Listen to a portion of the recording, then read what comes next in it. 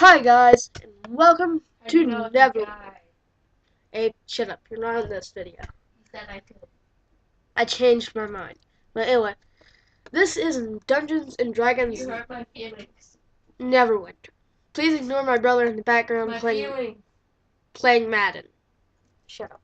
Why would I play Madden, you shit-o? Never mind. So, I'm gonna start off creating my character. Now, just because I like dragons, I'm going to be playing on the dragon shard. This is in open beta at the moment, so yeah. Right now, we're getting ready to experience a very epic cutscene. You can watch it if you want, if you get the game, but it's gonna take a while, and I don't feel like sitting through it again. Okay. Now, I'm probably going to play sort of like a rogue character. Um, it's kind of a cross between melee and mage. Okay, but first I'll go over the races. Okay, they're pretty basic for Dungeons and Dragons. We have half orc, human, dwarf, halfling, tiefling, elf, half elf, and then the rare race of coming soon. Wow. So, um, not much point in trying to play that. The classes are Trickster Rogue, which we're going to be playing.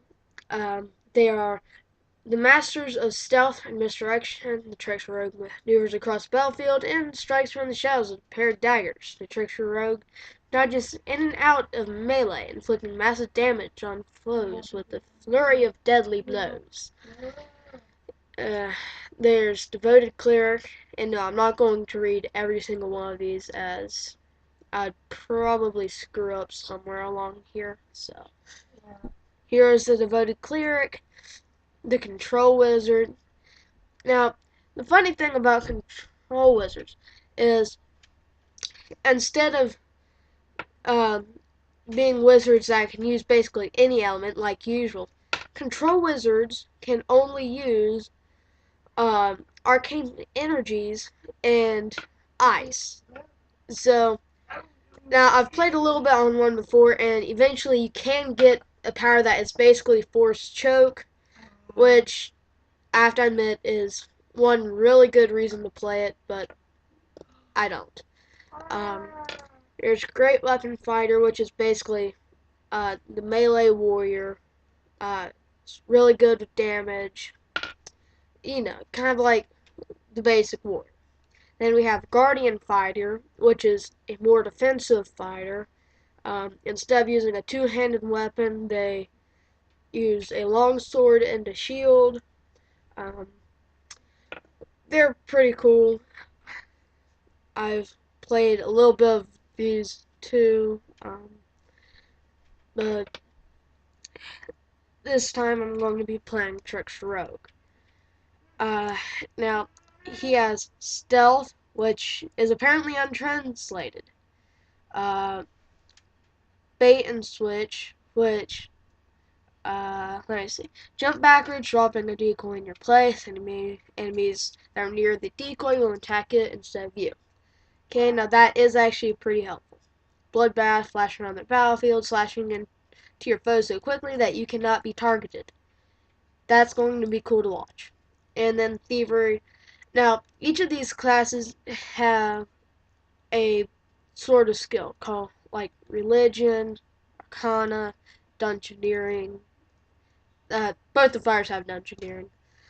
Now, throughout the dungeons, there are chests that can only be opened with one of these. Now, there's going to be Religion chests, Arcana chests, Dungeoneering chests, Theory chests, you name it. But you can buy kits that will grant you, I think it's a 65% chance to open it. Now, if you come with it, you'll always open it. There's no failure. So, It's really up to you whether you'd rather open the thievery chest, religion chest, arcana, or dungeoneering chests. Um, I'm guessing the coming soon thing will probably be like an archer. I don't know for certain, but that's what I'm guessing, as there's not one of those yet. But let's continue. Now, like in regular Dungeons and Dragons, it's kind of, you instantly are thrust forward with a bunch of numbers and that each do something different. Now, you can continually reroll the score until you get what you want. Now, you want the purple number to be the highest that you can possibly get, um, and the blue numbers to be second highest. Now, unfortunately, this class, or this race, I should say, doesn't give a bonus to either charisma or strength. You can either get a bonus, well, no matter what you do, you'll get a bonus to dexterity, which is good, but you can either get a bonus to intelligence or to wisdom. Now, considering that as a rogue, wouldn't be a bad idea to have intelligence, even though it won't directly affect you in the role playing world. It's a pretty good idea. So, let's see if I can get this up to 20. I have done it before. Uh, there we go. Now, so we're going to have 20 dexterity, 13 strength, and 13 charisma. That's not super bad, really, but it could be better. But we'll stick with it. Now,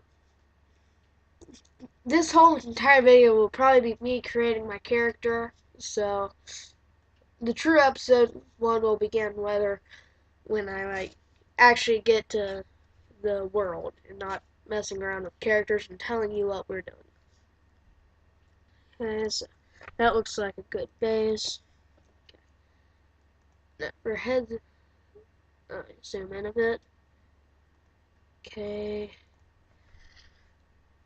And I probably will mess with this for a while, so. Yeah. That's not good. It shouldn't glitch through my. Yeah, well. Let me see.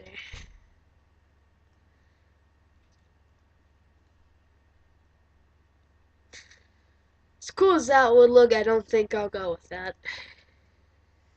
There we go. That looks good. Now for eyes. I can have natural, blind, blind left, blind right, um, hurt, hurt left, hurt right. That looks like I'm some sort of evil zombie. I'm not going with that. Okay. Now apparently, um, wood elves cannot get facial hair. Okay.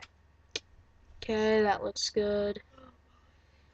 Tattoos, don't want any scars. Nah. I'm probably not going to mess much with that. Now, we're going to want a slim elf. Okay.